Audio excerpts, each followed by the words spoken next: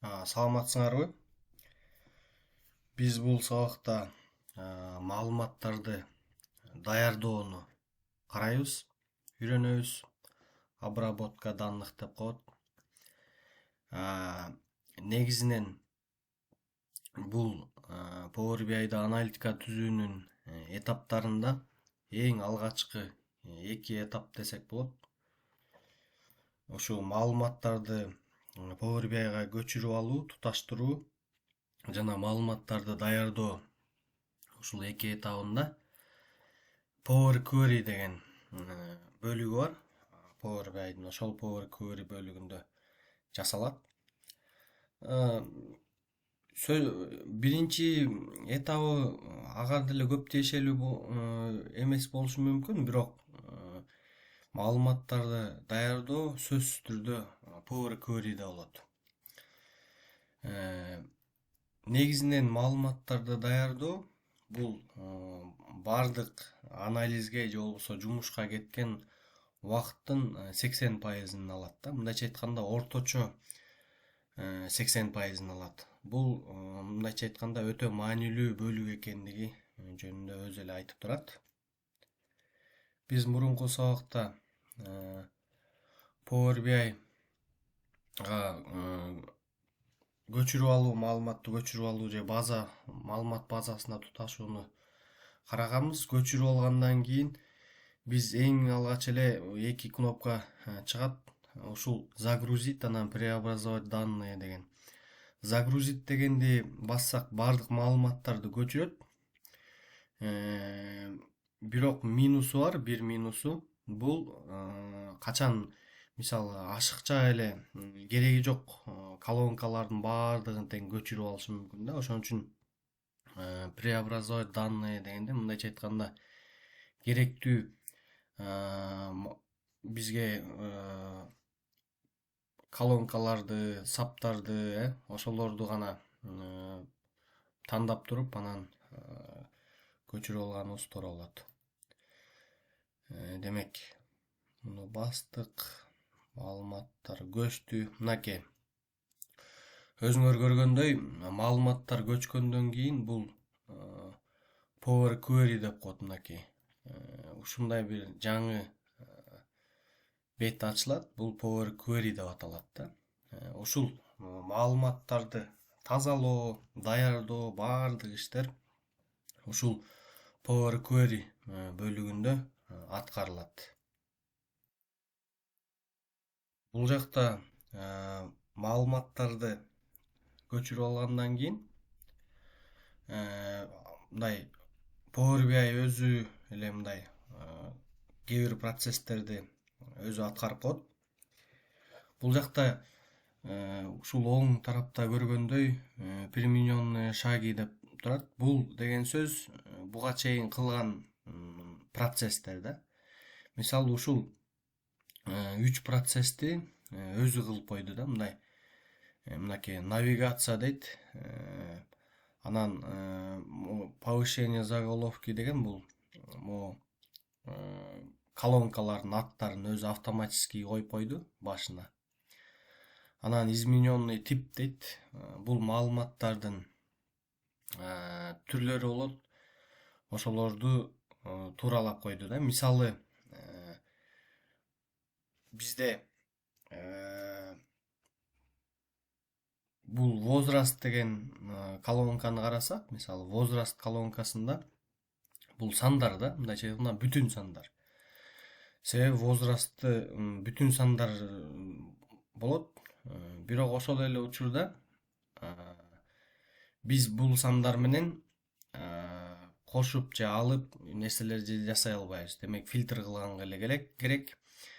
Ошол эле мисалы бул жерде аты, клиенттин аты, фамилиясы болгон жерде бул тип, мындайча айтканда бул маалыматтын тиби, бул жөн гана текст болот да, мындайча айтканда. Ошондой эле бул жакта деле мисалы ID клиента дейт деген колонкада деле негизинен бул сан болот. Же болбосо кандайдыр бир ID болот.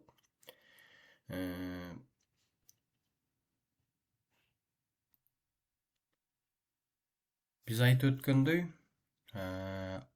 бул жакта автоматтык түрдө Power BI өзү колонкалардын атын коюп койду ордуна.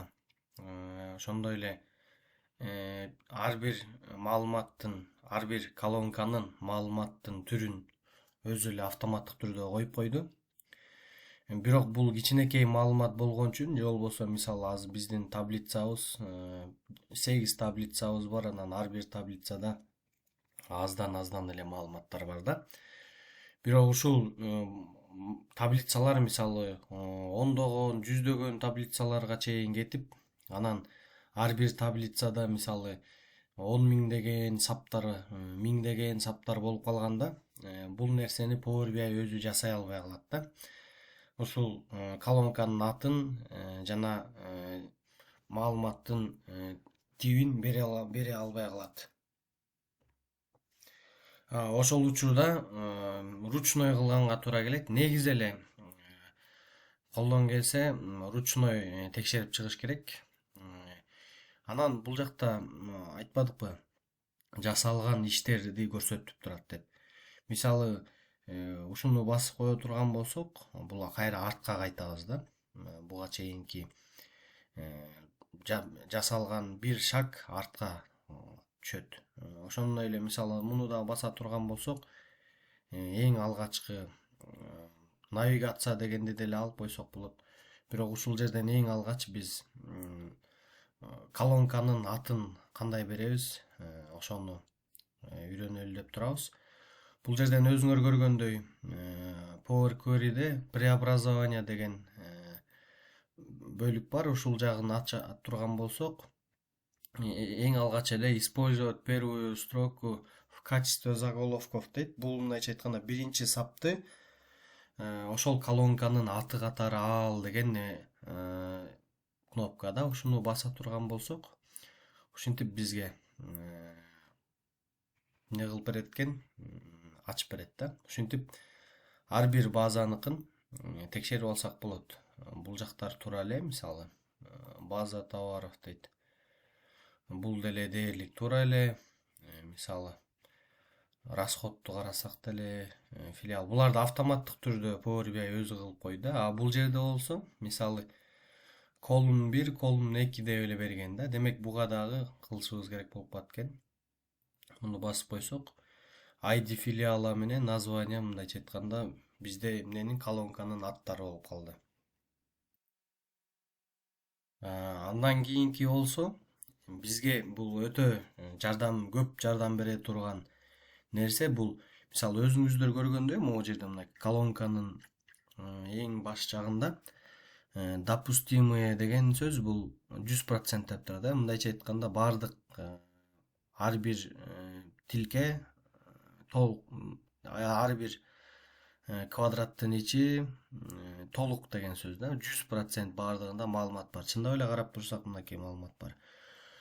Бул деген сөз, бул мисалы чоң миңдеген саптар болгон маалыматтарга өтө жардам берет да. Мисалы 97% толук, же болбосо 100% толук деп бизге бардыгын көрсөтүп берет. Монтип ар бир немени ачып карап чыкканга бул мындай адамдын күчү көп кетет да. Ошон үчүн Power BI бизге аябай жардам берет. Анан ошибка деп турат бул. Андан кийинкиси канча процент сапта ката бар. Андан кийинкиси болсо бул пустой, же болбосо толтурулбай калган колонка. Мисалы башкаларды карасак, мисалы мынакей ID товара деген колонканы карасак, бир пустой бизде ячейка бар. Ошол бир пустой бул жалпы 7 саптын бирөөсү болуп атат да. Мына 7 ячейканын бирөөсү, бул 14% деген сөз да. Ошону Power BI автоматически эсептейт. Бул бизге дайыма жардам берет. Анан бул бөлүк болсо, мындай дайыма эле өзү чыга бербейт. Ошон үчүн просмотр деген кнопканы бассак, ушундай могу показать пробелы деп турат. Ушуну белгилеп коебуз. Анан количество столбца дейт. Ошону дагы басып койсок, ушул нерселерди бизге автоматтык түрдө Power BI өзү ачып жардам берет.